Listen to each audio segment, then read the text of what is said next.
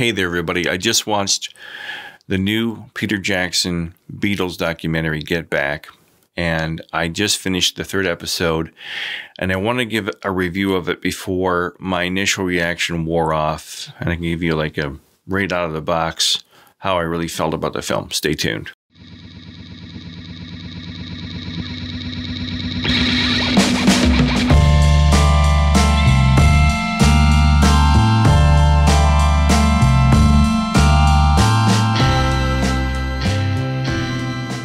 I have been a Beatles fan for 47 years, since the age of eight or nine, since 1974. And I'm a huge Beatles fan. I mean, I used to be obsessed with the Beatles when I was a kid. Major Beatle fanatic, knew everything about the Beatles, knew their height and their weight and what they ate and where they lived and, how often they took a crap and things like that. So I've been a major Beatles fan for most of my life. If you're a musician, if you've been in a band like me, if you've written songs, you know how hard it is, you know how you get stuck and you work with egos. I think you're going to see a new side to a band that may have inspired you to pick up the guitar. This band has inspired me. It's because the Beatles are why I have all of this equipment. The Beatles are why I have all the guitars and amplifiers, and I've written 150 songs. The Beatles are why I write books and make movies and do photography. They've inspired me. And the Beatles have saved me, and they have kept me going throughout the years. They have been my sanctuary for many years. As I've gotten older, I've become less fond of some of their songs and less fond of them as individuals, because I've found out, that they're not the fuzzy mop tops that we all thought they were. The myth of the Beatles, for me, has worn off over the years. So for me to see this film, I was very skeptical about this film, and I really didn't want to see it. I wasn't going to spend my time and my money on it. I wasn't going to subscribe to Disney. I was very pessimistic about the new film, because all the trailers I saw said that the film was kind of like the sunny side of the Beatles. It was just a bunch of guys having fun in the studio, and they're all out there just going to show the opposite of what the original Let It Be film was, which was kind of a very dark production. And I was very pessimistic going into this film, thinking, I'm going to see just some type of, I don't know, just something with an agenda, pushing it as if the Beatles were just nice guys again, the fuzzy mop tops having fun in the studio making songs. And I didn't want to see this film. I didn't want to watch it. But I had a feeling I should see it. I got a feeling. I had a feeling I should see this movie. Oh, yeah. And if you've seen the film, you know why that song's funny, because they play it over and over and over again. One thing that I noticed about this film that I thought was fascinating is that these four guys, the four Beatles, went into a studio, and the whole premise was that they were supposed to go into a studio. The camera crew was supposed to document them writing 4 songs for a brand new show, and they were going to write like 12 to 14 brand new songs in like 2.5 weeks. And I thought that was fascinating, because I've written songs, and some of my songs have taken years to write. And some of my songs I've knocked off in like a day. So this was fascinating that they actually, under pressure, in front of the cameras, under the lights, with a deadline to meet, they actually knocked off about 7 songs. They didn't quite come up with 12. The only one song that they really didn't write in front of the cameras was One After 909. That song was written years before it was written, recorded, and I think it was during recording sessions of 1963 or 64. That song was already in the can and is already ready to go. So that one, if you're not a Beatles fan, you don't know that song was written years before this film was ever made. The other thing about this film that I really was excited about, I think what you're seeing here is the first reality TV show ever. Because it's just like reality TV show. The Beatles, it's just like one of those fixer-upper shows where they have an old house that they've got to turn around in 2 weeks and get the people to like it and move into it, even though they had to tear out a wall and put in new windows. Or it's just like Below Deck, a TV show with the people on the yacht. Or it's just like any of those shows. You know, the Beatles were in front of the cameras, under the hot lights, in front of all the management and the producer and the director of the film. They had to perform and make songs and then perform them live. So I think inadvertently, I think the Beatles created the first ever reality TV show. Really, I mean, Get Back, the Peter Jackson version anyway, is the first ever reality TV show. And I think the Beatles were pioneers in that manner. They would do things that were way ahead of their time. I mean, think about it. This really was a reality TV show. And I don't know if that was their intention, but it's pretty interesting that now almost every other TV show on TV is a reality TV show. Moonshiners, Below Deck, New Jersey Housewives. It's the same thing. Allegedly, you've got a camera crew documenting the lives of these people, going about their day, trying to make ends meet. And that's what it turned out to be. Or, you know, that's just what Let It Be was. Let It Be is just a camera crew following a bunch of guys around who are trying to write songs and make them good enough so they could put them on an album and do a live show with them. So that's pretty neat. The Beatles' first reality TV show, the first. You heard it here first on Skating Bear Studios. But I got my wife to watch this with me as well. She watched all 3 parts with me, and she's not a Beatles fan at all. When we first saw episode 1, my heart sank. I was like, what the hell's going on here? I felt so like frustrated after the first 2.5 hours. The Beatles seemed disjointed. They seemed unhappy. They seemed like miserable men. Paul seemed to be running the show. He was just like, "Come on, lads, let's get going. Let's go on to the next song. Let's try to come up with something. We've got to make this film. We've got to do this concert." And they seemed disorganized and disheveled, and they seemed, I didn't know this is the way they were. This is pretty much how they appeared on film, especially in the first part of the 3-part series. And John Lennon in the first whole part of the series of 1 of 3, it's broken up into 3 parts. There's 3 like 2.5-hour parts of this film. And in the first part and half of the second part, John seems stoned out of his mind. I'm pretty sure he was gone. He was blitzed. He was in another universe. I have no idea if he was alive today, if he could even tell you what the first week of making that film was all about. He looked gone to me. Blitzed, baked, whatever you want to call it. And I was really like, wow, John looks blitzed. Paul's running the show. He's trying to keep everybody interested in this project. And George is unhappy. And at the end of the first segment, George gets pissed off because nobody's listening to him. He's got ideas. And Paul keeps telling him how to play things. Paul keeps like, why don't you play it like this? Play it like this. Play your guitar like this. Do it like this. Paul keeps trying to be the manager of the band and the arranger of everything. And George gets pissed off and he walks out. So the first part, I was mildly intrigued by how disorganized and disheveled and unhappy they seemed, because I think it was really portraying the Beatles as they really were in real life. I don't know why they sold this film to everybody as the sunny side of the Beatles. Got to see the Fab Four get in the studio making their last songs and their last live appearance, because the film isn't about that at all.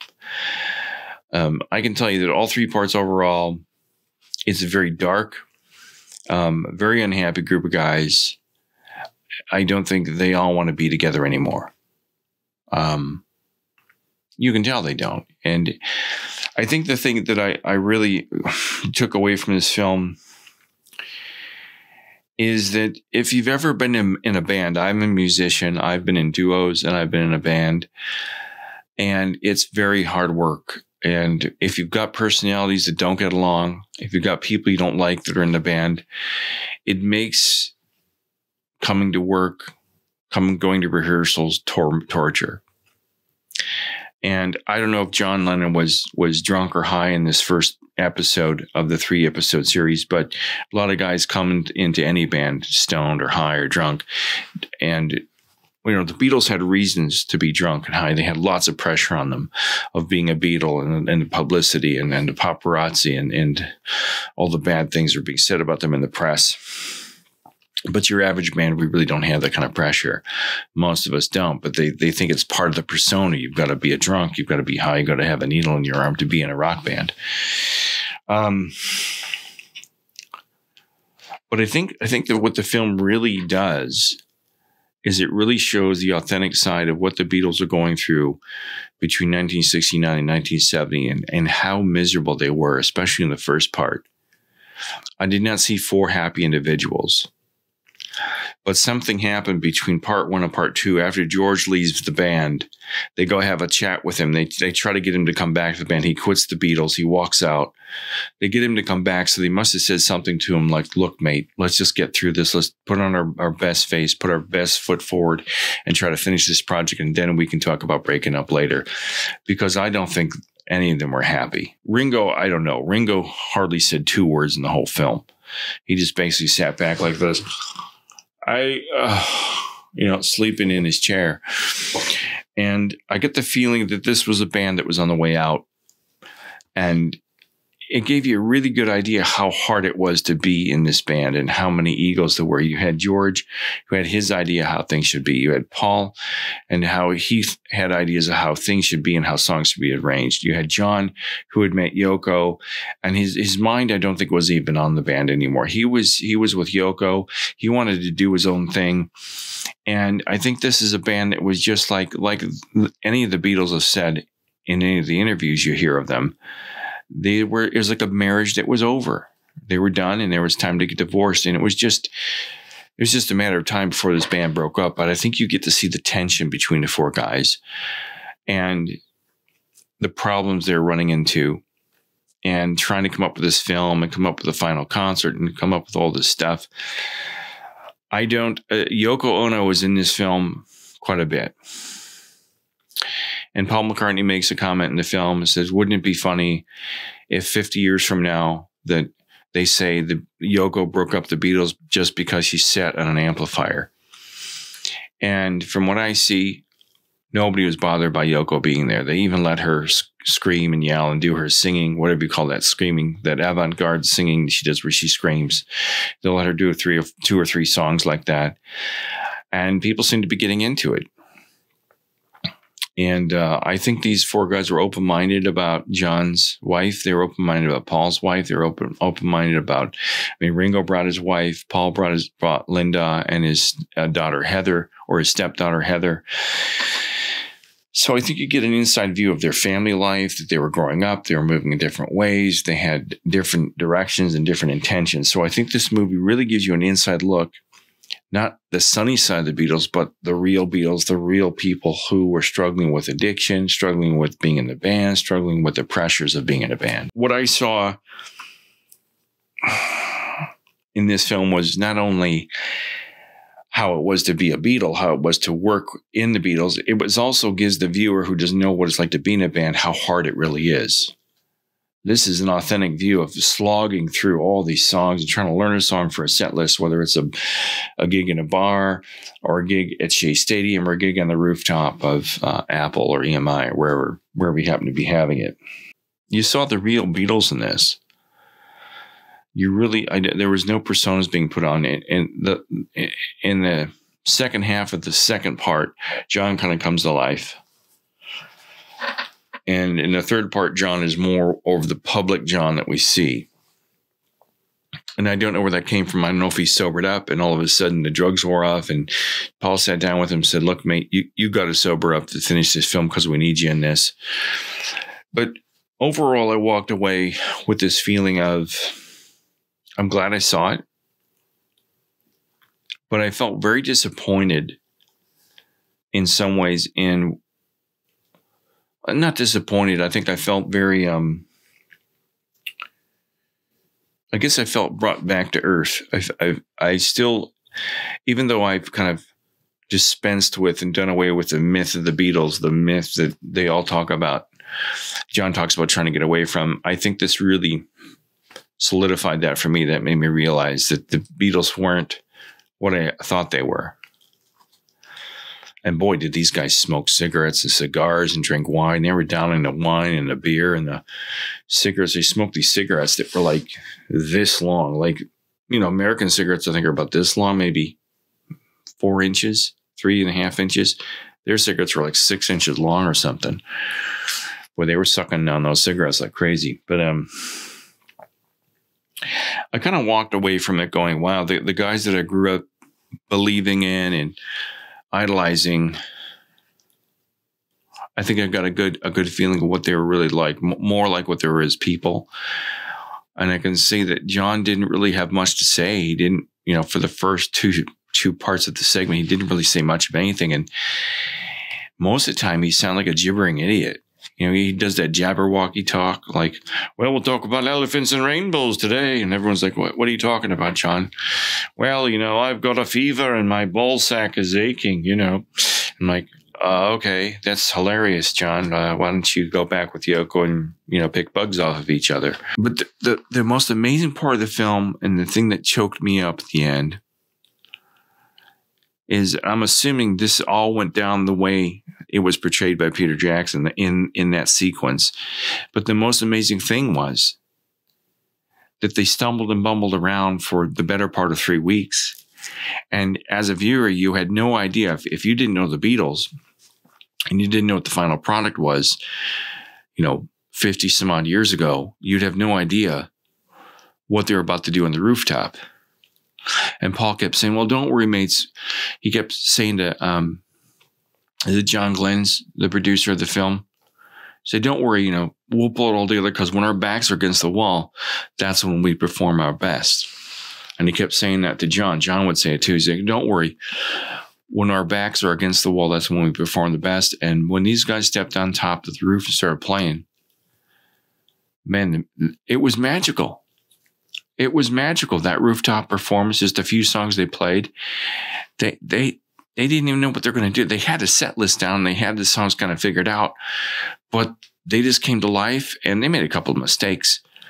But the energy, and this is some things that most people don't understand if you're not a musician, the charisma and the energy of the Beatles is really what comes through in their music.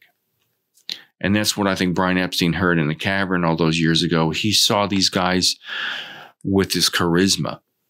When they stepped on stage, they went from being the drunken John and the quiet Ringo and the pissed off George and the bossy Paul to Paul the showman, John the serious singer. You know, he was belting out lyrics and music, and Ringo was playing the drums real nice, and Billy Preston was there. I think you get a real good feeling of who these people were as musicians. And I've always maintained that the Beatles were never technically the greatest musicians.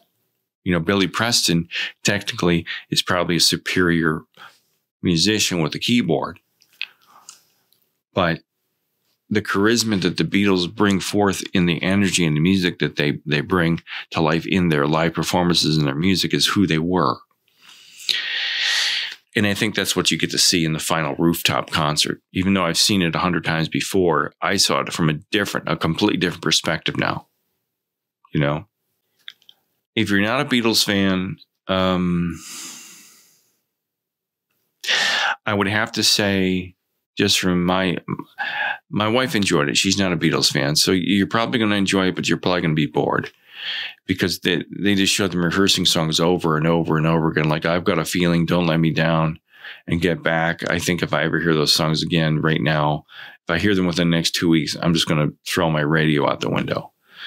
I dream about this. We took 3 nights to watch this, and every night I've watched it, I've dreamed about this movie every night. It's kept me awake at night. I don't know why.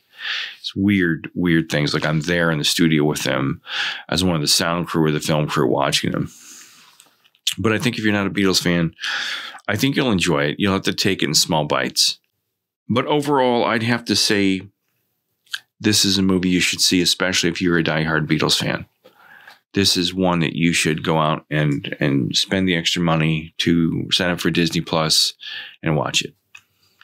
But don't, a lot of people walk away from it, and some of the remarks I've seen on the film, people are in heaven. They think the Beatles are even more amazing now than ever. I'm not. I walked away kind of,